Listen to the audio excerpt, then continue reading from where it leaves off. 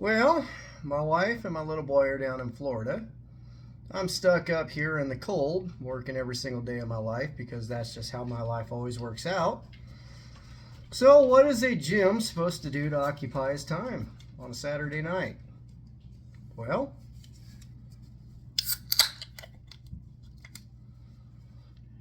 how about we make some good hamburgers and light some shit on fire?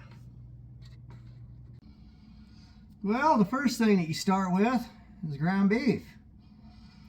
Now you watch them cooking shows and they always tell you 80-20. Personally, I prefer my beef around 90%. Just personal preference, I think. 80-20 just tastes greasy to me. But a lot of people stick to that 80-20 thing. This stuff right here, I'm really not sure what it is. It's off a broke-legged steer that we had processed. But at least it's off of one animal. Know what it is, know what it came from. Mostly the rounds, so I'm guessing it's probably around 80-85. We'll get this out of the tube and then we'll start. Alright, now that I got our burger out of the tube, we're going to be making stuffed hamburgers. Going to be grilling them up, and the cheese that I'm using, and I can't even pronounce this stuff, it's actually not bad, but it's a dairy-free mozzarella cheese. And the reason we're doing that is because I am severely lactose intolerant, and real cheese makes me vomit and gives me horrible cramps and everything else.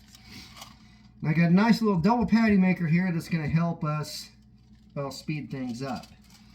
Now using this, you don't have to put anything in here. You can spray it with some oil. You can just use it like it is.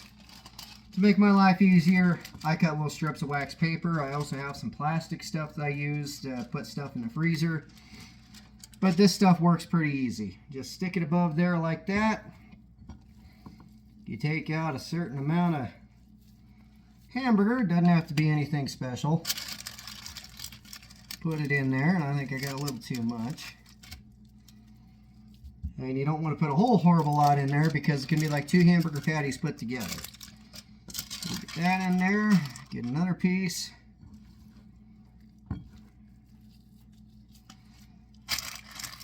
Mush some burger in there. And then we'll take this piece and we're just going to press them down.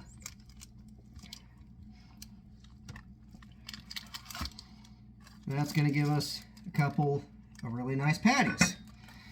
And now what we're going to do with these patties, push this out the way here, is we're going to take this cheese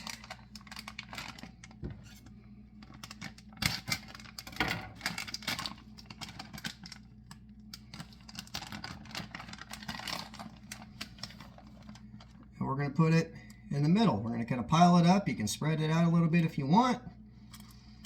You can use sliced cheese. That works really good. I like this mozzarella versus American cheese or provolone or Swiss or anything else. We'll kind of get a decent pile in there. Spread some around the sides a little bit. And then we'll go ahead, take our other patty, square it up over the top, push it down a little bit. And then what you're going to do is you're going to kind of pinch in the edges. Kind of make this into one little, oh, kind of like a meat ravioli. But that's going to keep the cheese from really coming out while you're cooking it. And the cheese, when I could still handle regular dairy cheese, the cheese that I really, really loved was horseradish cheese. I also really love farmer's cheese, but that was more for sandwiches. The horseradish cheese in these stuffed burgers is unbelievable. We do that, pinch the edges, flatten it out a little bit so it's not a weird ball shape. And there's one. And I'll keep doing this until I'm out of hamburger. Alrighty, we got 3, well, kind of 2.5 deals out of there, so that would have been 6 patties total. Now after we got that done, I'm going to go ahead and season it. And I make 2 different types of seasonings. One that I use most of the time, we're not going to use today. This is a new one that I made. we're going to go ahead and sprinkle these on both sides nice and good. Rub them in.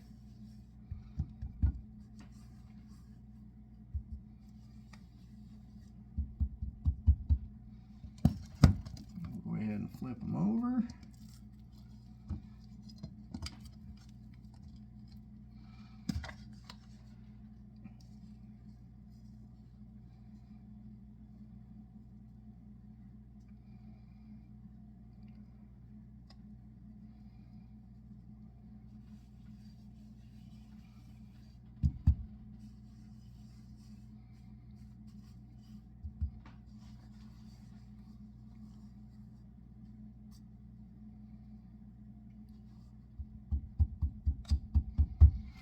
And there we go.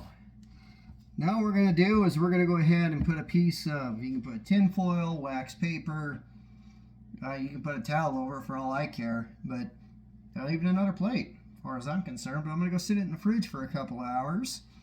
And when it gets closer to supper time, we'll go out and get the fire started and get these bad boys cooking.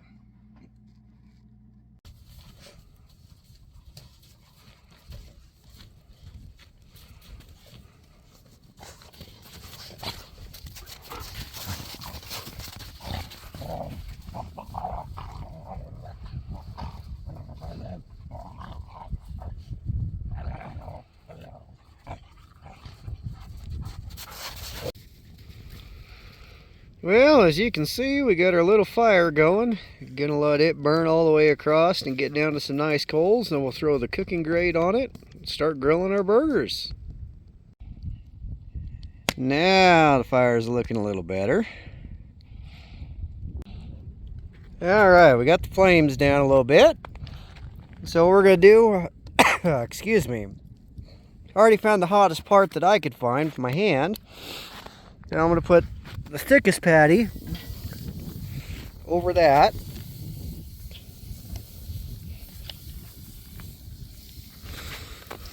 Big second thickest one over there. And the little thin guy. Oh, where do we think? Right over there. Now keep an eye on them. Flip them accordingly so they don't burn. They don't get dry, and it should be a pretty good deal, but they do have to cook for a little while longer than normal burgers because you got two patties put together and the cheese in the middle. So on another note with this, if you're worried about these getting dry, and I don't have a problem with them getting dry, but you could put some Worcestershire sauce, some liquid smoke or whatever over the top of it. You can also put some margarine, butter, just a little bit. But like I said, I don't have a problem with these getting dry. Another thing is, I'm not sure what type of wood I'm using. There were logs that were here before. I just cut them down with, well, that bow saw, split them with my axe. They were good. But I also have some leftover pellets from when I had a pellet grill, so I throw a few of those on there. Then I also throw a few charcoal briquettes that I got left over on there. It doesn't do much as far as keeping the heat or anything like that, but it does give it a little extra flavor if that's what you're into. But wood itself is just fine. So this wood right here does real good. I'm not quite sure what it is around here, but it was here, so I use it. Satisfying, isn't it? Here we go. That's what we look like here. And the one issue with that dairy-free cheese is the outer ones don't always seem to melt. They're mushy. It don't taste like they're not melted. The texture is the same. It just looks different. But let's cut this bad boy open and see what we got. Well, I'd say that turned out pretty good. With this cheese, it kind of oozes out, which is part my fault on the pinching the ends together and partly this cheese.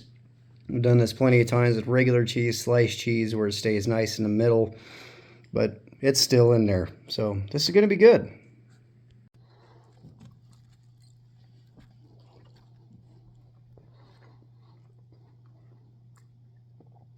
This is phenomenal. I do think that I prefer my other homemade seasoning over the one that I whipped up today, but it's still pretty good. Suits it well. Suits it really well. Cooked it to a nice medium rare, I guess I'd say. Medium rare, in between. Turned out really, really good. And that's exactly what I was shooting for. Just kind of how I like my stuff done. So, I hope you guys enjoyed this video. I'm going to finish eating this stuff. I'm going to get everything put away, get this put together, and get it uploaded. But this is fun.